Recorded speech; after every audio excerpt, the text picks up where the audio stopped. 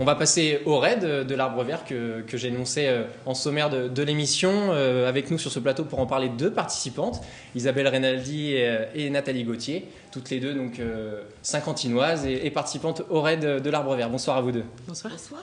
Alors première question, juste deux mots. Dans quel état d'esprit êtes-vous avant de partir ? Très excitée. Si c'était demain, je pars demain.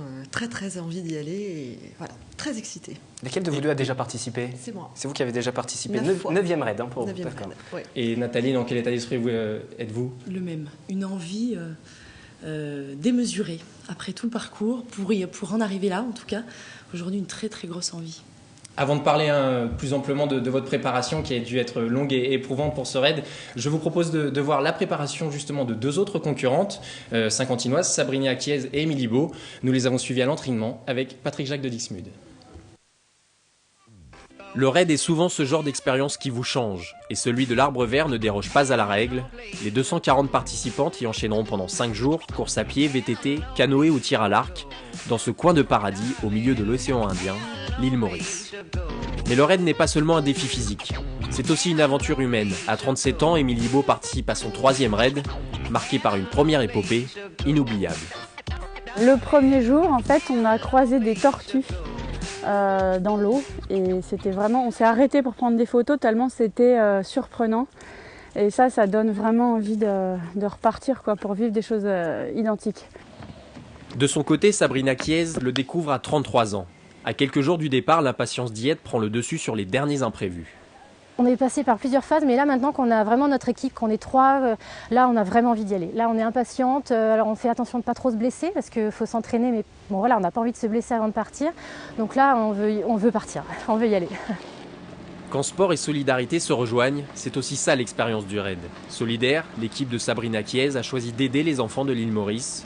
Dans ses valises, cette chef de projet informatique ne transportera pas que du matériel. On s'est lancé un défi supplémentaire, un défi humanitaire, c'est-à-dire qu'on emmène là-bas des jeux d'éveil, des jeux pédagogiques, des livres, des fournitures scolaires pour les enfants de l'île Maurice. Après, il y a le défi du sport, c'est le dépassement de soi, c'est vraiment aller voir jusqu'où on peut aller, dépasser ses limites. Le raid, c'est aussi un état d'esprit, où la cohésion d'équipe est capitale. Émilie Beau, pourtant triathlète de formation, ne s'arrête pas à la seule performance sportive, souvent primordiale. Les hommes parfois sont un petit peu machos, ils n'aiment pas trop qu'on puisse éventuellement les doubler, ce qui arrive, il faut le dire. Et donc là, ça enlève ce côté justement macho et on est qu'entre filles. Il y a vraiment un esprit de solidarité. On s'aide dès qu'il y a une fille qui crève ou qui a vraiment un souci. Cette année, période de Vendée Globe oblige, la voile s'inscrit au programme. Décollage pour l'enfer au paradis, le 25 novembre. Comme le disait Wilfried tout à l'heure, Isabelle, c'est votre 9e raid Amazon ou raid de l'Arbre Vert maintenant. Vous avez une anecdote à nous raconter, quelque chose, un souvenir qui vous a marqué, qui a fait que c'est devenu un peu une addiction ? Le souvenir de l'île Maurice, la première fois, j'ai trouvé ça tellement difficile, le canoë tellement dur. Je pense qu'on est arrivé pas très bien classé, probablement pas loin des dernières.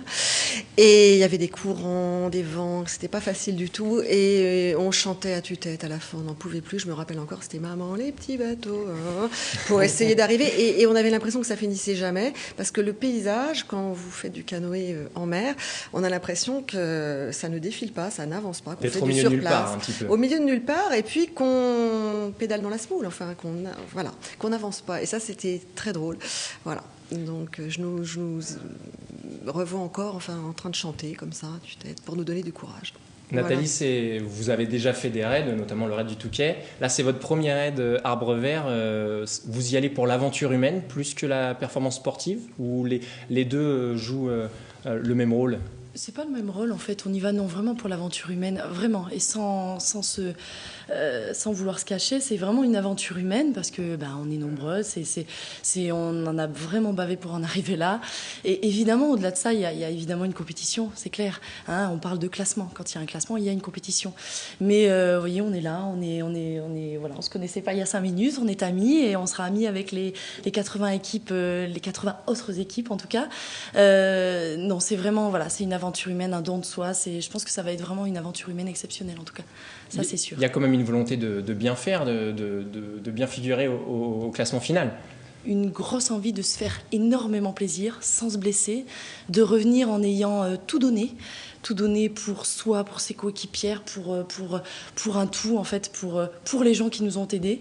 Et évidemment, il y a l'envie de faire le mieux, mais on ne se fixe pas d'objectif, comme ça on n'aura pas on ne sera pas déçu en tout cas. C'est difficile de connaître la limite aussi, ses propres limites, de dire on va tout donner mais on ne veut pas se blesser. À quel moment on sait que non, il ne faut pas aller plus loin? C'est quoi? C'est le corps qui le dit? C'est un instinct de survie? On se dit il ne faut pas aller plus loin parce qu'on va se blesser? Je pense que, personnellement, si on s'est un petit peu entraîné, on connaît aussi un peu son corps. Enfin, je veux dire, depuis le temps, on fait du sport. Alors moi, évidemment, pas comme Isabelle, j'ai pas fait autant de raids du tout que Isabelle. J'en suis pas à ce niveau-là. Mais le corps, son corps, on le connaît un minimum.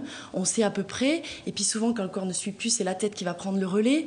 Donc on arrive, et c'est d'où l'intérêt, effectivement, cette équipe de 3. C'est quand il y en a une qui va pas bien, les autres sont là pour booster, etc., pour lui dire attention, bois, fais attention à toi, etc. Donc finalement, la blessure, elle arrive forcément, hein. Isabelle peut en témoigner, ça arrive, c'est clair, mais on fait attention, et en tout cas on est là pour se préserver les unes les autres et faire attention l'une à l'autre. C'est cette cohésion qui fait aussi une partie de la performance dans un raid, ce fait qu'on se dit, on est une chaîne indissociable, toutes les trois ensemble, et on y va jusqu'au bout. Alors ça, c'est la base. C'est la base. On peut être très bon sportivement, avoir un très bon niveau technique. S'il n'y a pas cette cohésion-là, eh bien, ça ne le fait pas. Ça ne marche pas. Parce que le principe du raid, c'est de partir à 3, d'arriver à 3. Et donc, ça suppose de supporter les faiblesses aussi. Il faut savoir avec qui on part. Sur les différentes aventures, vous avez pu faire 9 raids. Il y a eu des mauvaises surprises? Non, parce que je connaissais le niveau technique, mais il me semble que c'est quand même important d'avoir aussi un niveau technique à peu près homogène. Mais au-delà de ça... la personnalité compte beaucoup aussi. Énormément. Il faut se supporter, entre guillemets, dans les moments difficiles, parce qu'on est quand même poussé à bout parfois. Est-ce qu'on garde ses amis après les raids alors? Moi, toujours. C'est devenu ça s'est bien passé alors. Très. Et on est liés à vie, je pense. Voilà. Et à part cette cohésion, il y a d'autres clés pour réussir son raid? D'autres clés. Un point fort dans une discipline, plus un état d'esprit global. Je pense que c'est plus un état d'esprit global. Et puis sinon, il faut surtout être entraîné sur des sports d'endurance en général. La base, si vous savez courir environ 1h30 sans vous arrêter, que vous êtes une femme qui vous entraînez régulièrement, une fois par semaine, bon, ça doit le faire. Après, tout est dans la tête, juste l'envie d'y aller, juste l'envie de réussir avec ses... Ça veut dire que ce raid-là, le raid de l'Arbre Vert, il est accessible à toutes, Nathalie? Moi, je pense qu'effectivement, c'est une phrase qui revient sur le site, effectivement, raid accessible à toutes. Moi, je rajouterais juste sous-entendu, à condition qu'on ait une petite condition physique, à mon avis. Parce que, comme Isabelle parlait du canoë tout à l'heure, il y a des distances, notamment en canoë, parce qu'effectivement, c'est une épreuve à laquelle on est finalement moins habitué, je crois. Le canoë, il y a des distances qui vont jusqu'à 18 et 23 km. Donc, je pense qu'effectivement, on va avoir nos bras de filles qui vont un petit peu brûler.